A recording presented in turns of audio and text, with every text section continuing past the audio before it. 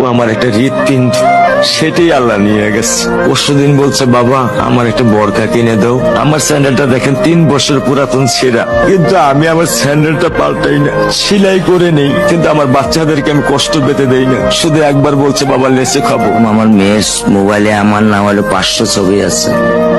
আমি এখনো সাহস পাইনি আমার মেয়ের একটা ছবি বের করে দেখতে। আমার সে সাহস নাই।